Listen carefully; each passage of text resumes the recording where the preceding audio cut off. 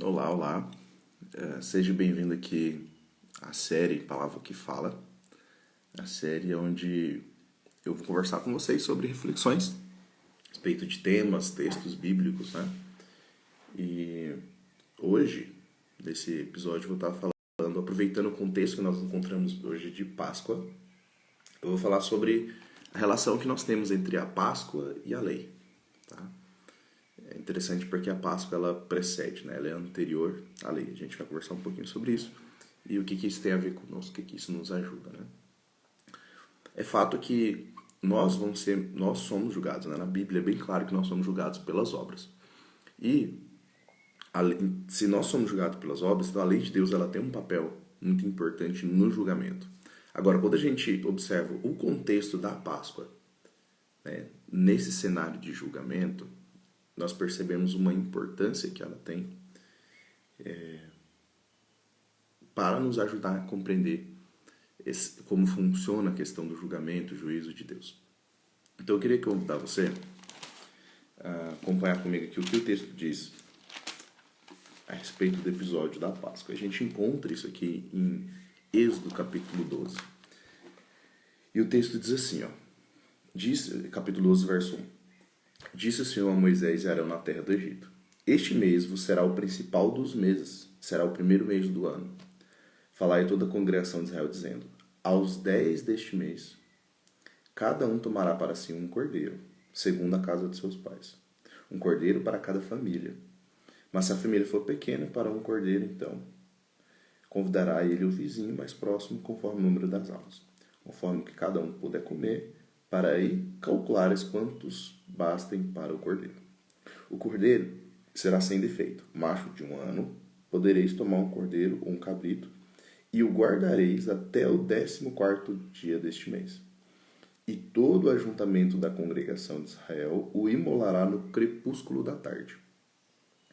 Tomarão do sangue e o porão em ambas as ombreiras, na verga da porta, nas casas em que o comerem. Naquela noite comerão a carne assada no fogo, com pães asmos e ervas amargas, e a comerão. Não comereis do animal nada cru, nem cozido na água, porém assado ao fogo, cabeças, pernas e a fressura. Nada deixareis até pela manhã. O que, porém, ficar até pela manhã, queimá-lo-eis. Desta maneira o comereis. Lombos cingidos, sandálias nos pés, cajados na mão, comê-los à pressa. É a Páscoa do Senhor.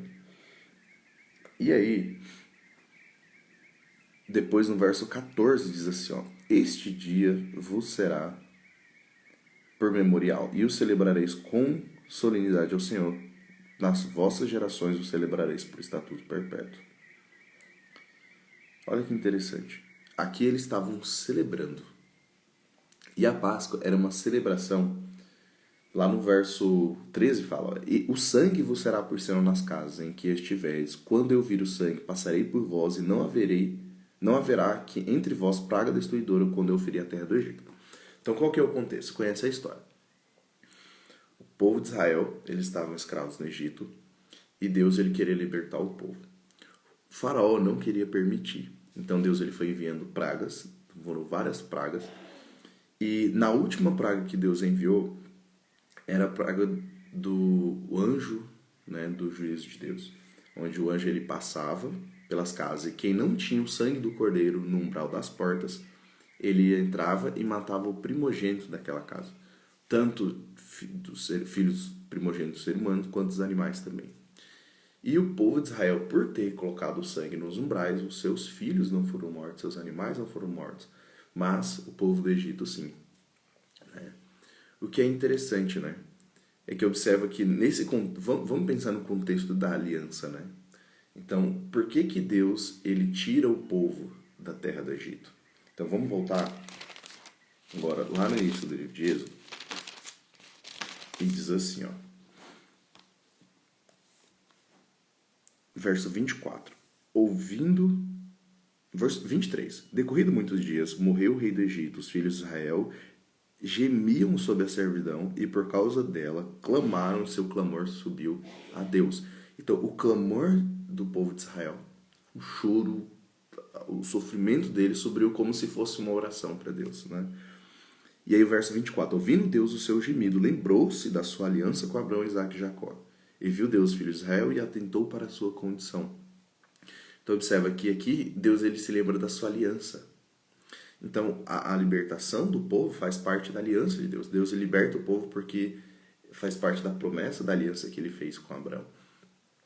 Então, ao libertar o povo, ele está exercendo o seu papel como sendo soberano da aliança, certo?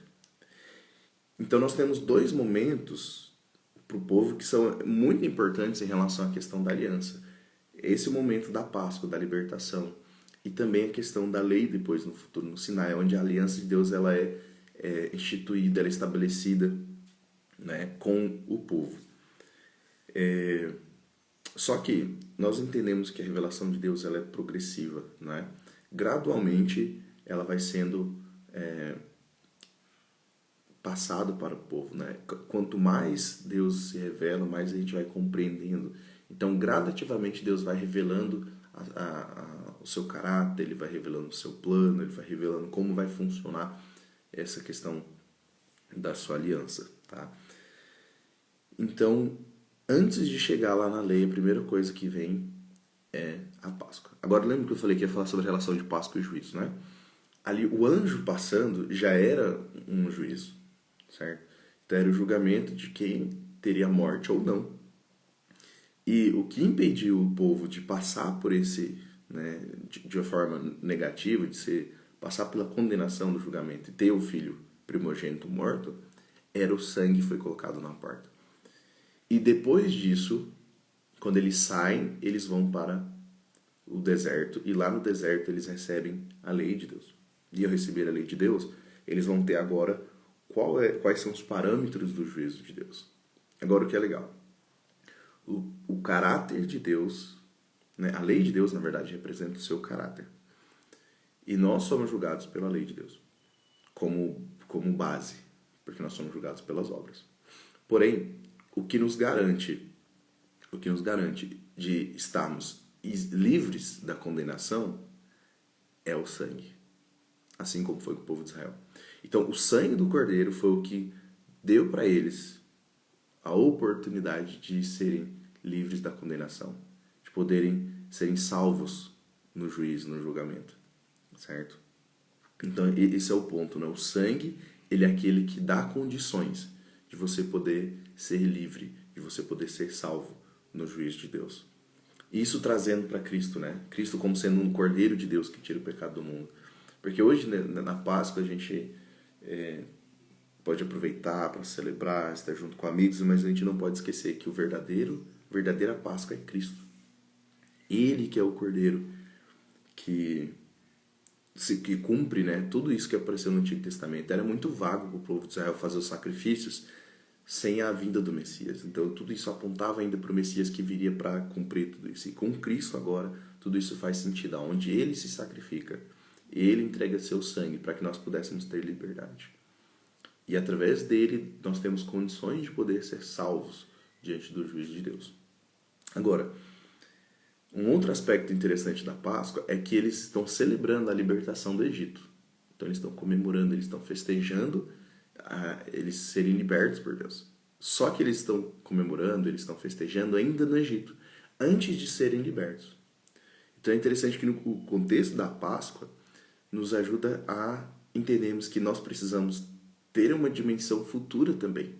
Uma celebração, uma gratidão e uma comemoração por algo que ainda vai acontecer, na certeza e na fé que vai acontecer. Quando nós pensamos nisso, para o nosso tempo, né, já que Cristo ele já veio, nós fomos libertos do pecado. Através de Cristo nós temos a libertação. Mas nós temos também uma promessa futura. De hoje, o que nós precisamos entender é que o processo de salvação ele não é pontual. Nós fomos justificados em Cristo, mas nós ainda temos a presença do pecado. Nós ainda sofremos o efeito do pecado. E essa libertação total, onde não haverá mais a presença nem o efeito do pecado em nossa vida, só vai acontecer na volta de Jesus. Então, hoje, nós já devemos comemorar e celebrar. Pois temos a fé, a certeza, a convicção de que Ele vai voltar. e vai nos restaurar. E assim como 1 Coríntios 15 nos diz, né, que aquilo que é mortal se revestirá de imortalidade, aquilo que é corruptível de incorruptibilidade. E aí nós teremos uma vida perfeita, junto com o nosso Cristo no céu.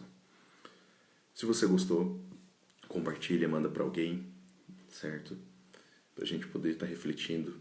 Cada semana eu vou estar compartilhando com vocês aqui uma reflexão do que eu tenho estudado. Hoje, aproveitando o contexto da Páscoa, eu falei sobre esse assunto da Páscoa. Mas eu tenho estudado também o livro de Tiago.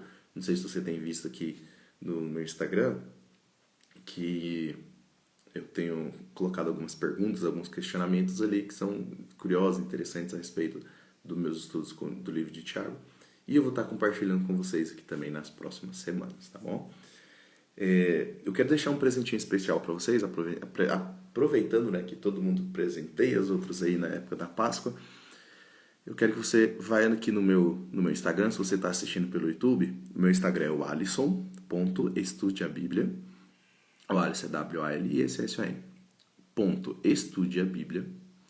E aí você lá no direct, né, nas mensagens, manda uma mensagem para mim pedindo um guia devocional. Então eu montei um guia devocional para te ajudar a você ter momentos especiais com Deus aí. Então vai lá, manda um direct e pede esse guia devocional que eu vou enviar para você, tá bom? Grande abraço e nos vemos no próximo episódio.